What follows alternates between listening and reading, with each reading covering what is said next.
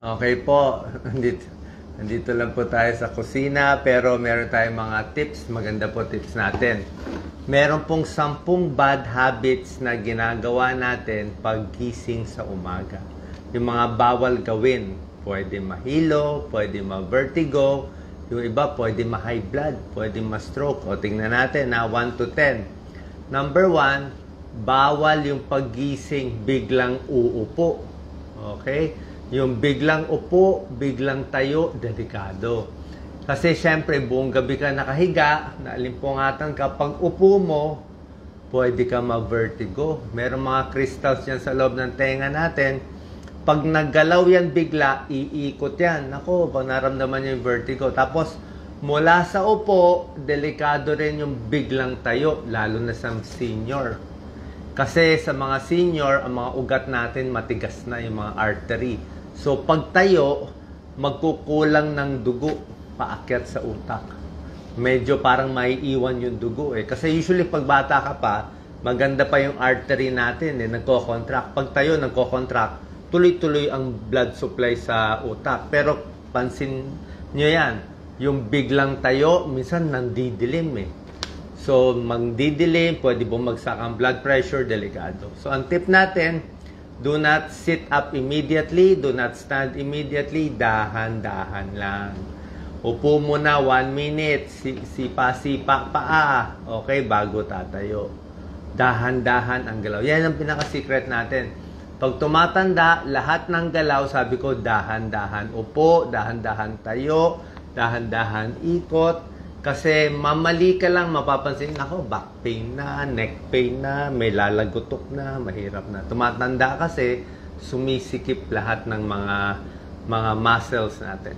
Number 2, paggising sa umaga, bawal mag-check ng cellphone agad. Yung bagong gising ka pala, check na. Ang problema kasi, paano kung bad news? Diba? Paano kung bad news? Ang nakita mo, nakahiga ka pa, bad news. Tataas ang stress level, tataas ang heart rate mo, tataas ang blood pressure mo, pwede ka pa mag-panic attack. Okay? Kasi normally, paggising sa umaga, talagang tataas ang blood pressure. Normal yan eh. Kaya nga, karamihan ng stroke, karamihan ng heart attack nangyayari sa umaga. Yung nanay ko, nung na-stroke siya, umaga din. Kasi sa umaga talaga yung morning surge. Mapapansin nyo yan, check nyo BP nyo. Sa umaga, pagising 6 a.m. hanggang 9 a.m., yan ang pinakamataas na blood pressure usually. Kasi ang daming gagawin, ang daming stress. Tapos, nag-check ka pa agad ng phone mo, hindi maganda yon ha? Relax.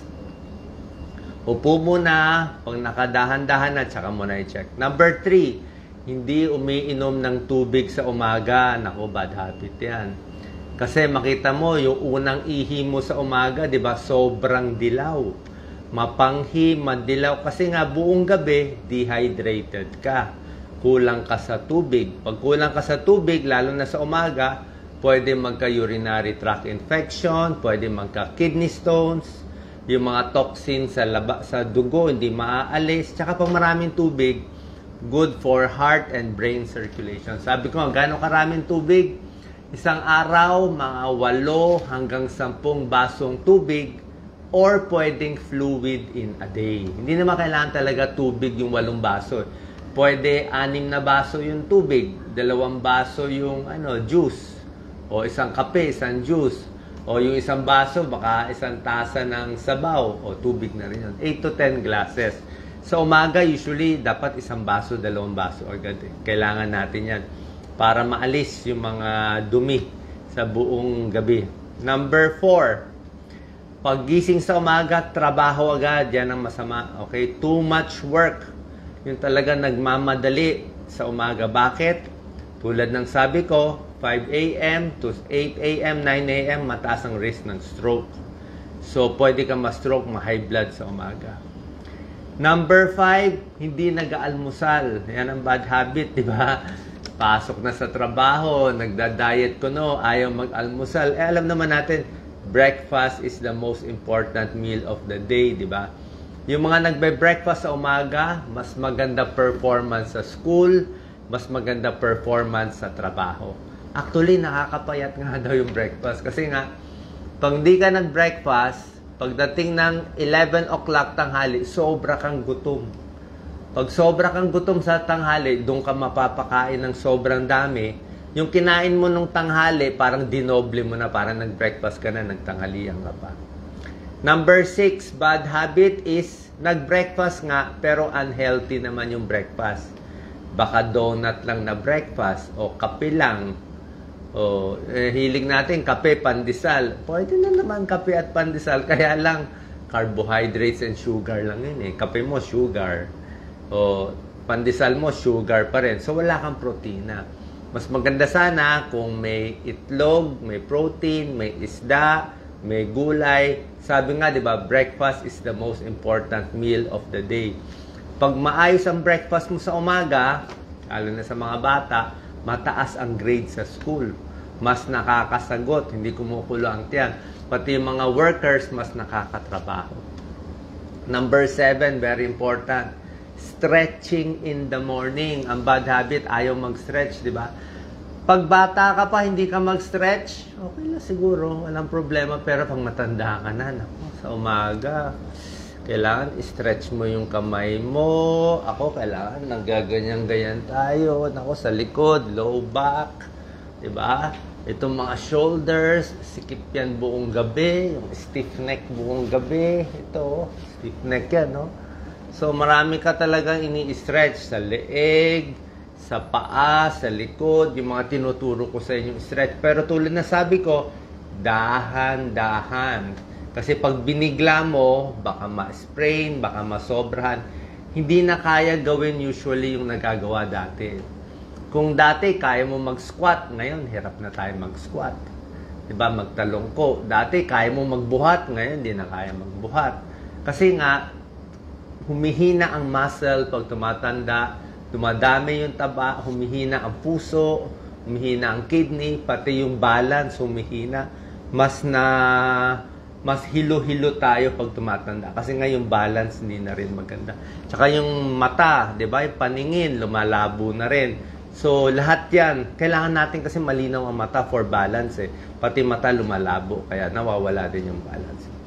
Stretching in the morning, good for circulation, neck pain, back pain, leg cramps. Yan, iwas tayo. Number 8, hindi iniinom yung gamot sa umaga. O, diba? Importante, huwag kakalimutan yung maintenance. Lalo na kung meron kayong vitamin sa umaga, may maintenance, tutuloy-tuloy nyo. Number 9, bad habit, hindi naghihilamos. Hindi nagtutoothbrush. Syempre, kailangan maghilamos mag-toothbrush. Pimples, infection, wrinkles, toothbrush, bad breath, tooth decay, di ba? So, kailangan yan. Hygiene yan. Number 10, bad habit, tulog ng tulog. Ayaw na gumising, di ba? Meron po kasi tayong circadian rhythm yung katawan natin. Yung katawan natin, alam niya kailan gigising, alam niya kailan matutulog.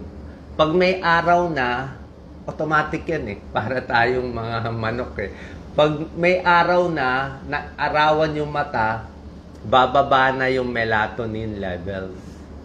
Ibig sabihin, gising ka na. Gigising ka na. Tapos sa umaga din, tataas na yung cortisol natin. Automatic yan. Tataas ang stress level sa umaga, tataas ang BP, mas gising ka na, lalo na pa nagpa-araw ka, mas alert ka talaga. Oras na dumilim na, nawala na yung araw, madilim na, wala nang araw sa mata, wala nang ilaw, dyan, tataas na yung melatonin. Mga 8 o'clock, 9 o'clock, tataas na yung pampaantok natin, aantokin ka na. So, sinusunod natin. Kaya pag binago nyo, yung mahirap sa mga night shift, o yung trabaho sa gabi, o yung tulog ng tulog sa umaga, nagugulo yung rhythm. Pag nagulo yung rhythm, hindi maganda sa katawan. Okay?